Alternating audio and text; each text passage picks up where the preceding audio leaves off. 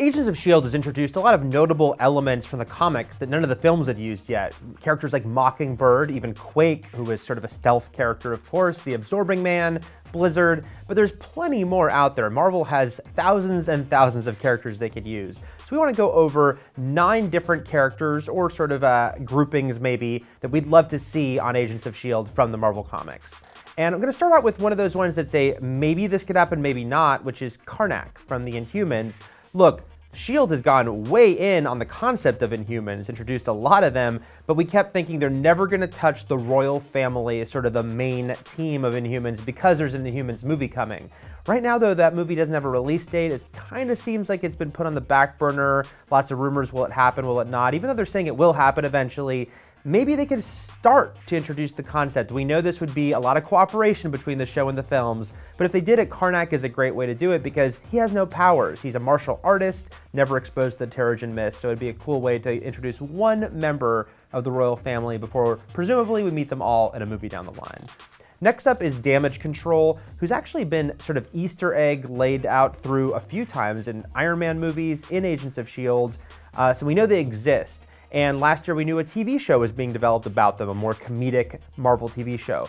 Will that show happen? We don't know. But in the meantime, it would be cool to actually meet at least some of the Damage Control team, introduce their sort of more comedic point of view, and, you know, maybe sort of backdoor pilot the idea to see if they could get a show down the line. Again, they already exist, they've already been mentioned, so it's just kind of bringing them forward a little bit. Next up is a character that is kind of strange that we've never met in any of the Marvel movies or TV shows yet, Quartermaine, simply because he was sort of a mainstay S.H.I.E.L.D. agent for years and years in the comics, and yet never got used. So why not sort of bring him up now? You could do it in a couple ways. He could have always been there in the old S.H.I.E.L.D. and now he comes back, or he could be a new recruit. But I kind of like the idea that he's been there for a while, and maybe you could even touch upon some of his comic book history, which includes dating Jessica Jones, if you wanted to maybe do a little connection there, or even the fact that he led a sort of paranormal section of S.H.I.E.L.D. that went after that sort of stuff, and if you wanted to maybe lay the groundwork for the show and the MCU going in that direction. Speaking of S.H.I.E.L.D. agents from the comics we've never met on the show is Jimmy Woo, who has a long history going back to the 1950s, and when they brought him back about 10 years ago, it was a really fun comic book called Agents of S.H.I.E.L.D. and involved a lot of sort of strange out there 1950s concepts. They could maybe do the whole thing of that he's somehow still young. In the Marvel movies, they try not to use all the characters that are somehow eternally young, like Black Widow and Nick Fury.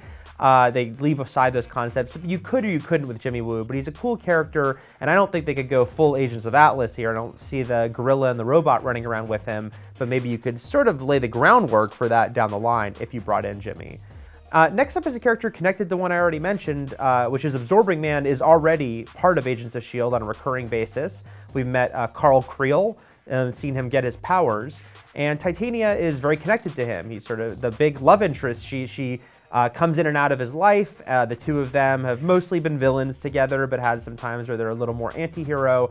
And now that, especially the fact that Creel has been somewhat redeemed on the show and was helping S.H.I.E.L.D. and Talbot last time we met him, it'd be fun to meet Titania, maybe first as a straight-up villain that could get a connection with Creel. I think also just seeing Creel more would be great. This would be a way to do it and to sort of expand his storyline.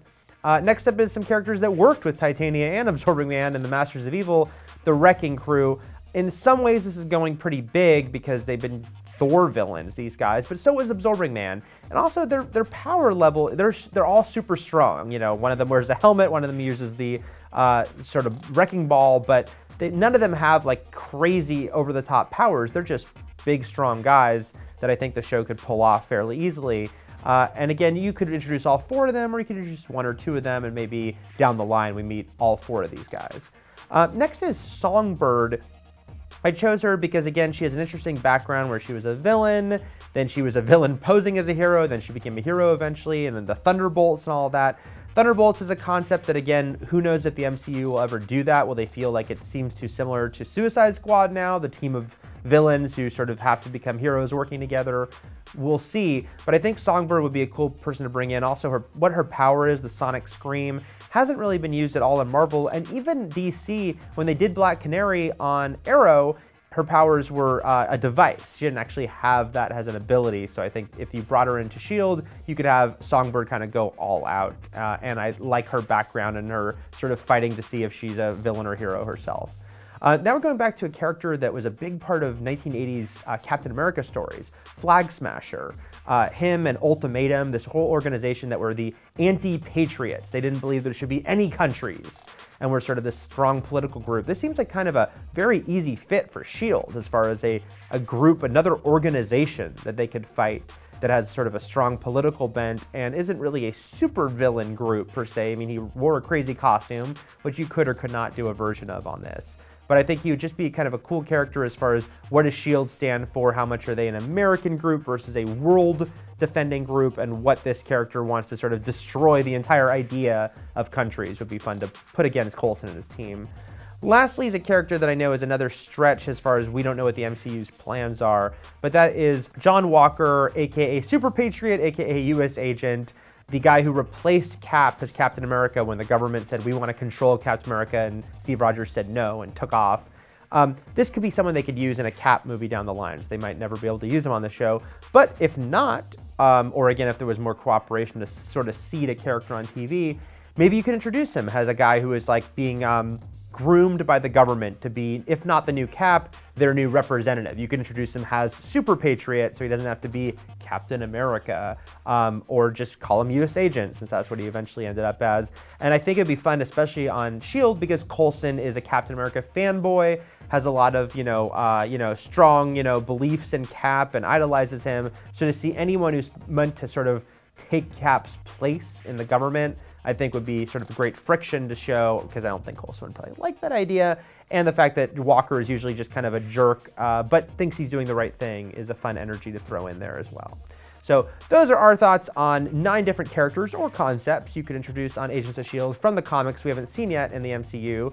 Let us know what you think in the comments. Would you like to see any of these? I'm sure there are plenty other suggestions you have that you think would fit in well in Agents of S.H.I.E.L.D. Let us know. And for plenty more on Marvel, the MCU, and Agents of S.H.I.E.L.D., keep it here at IGN.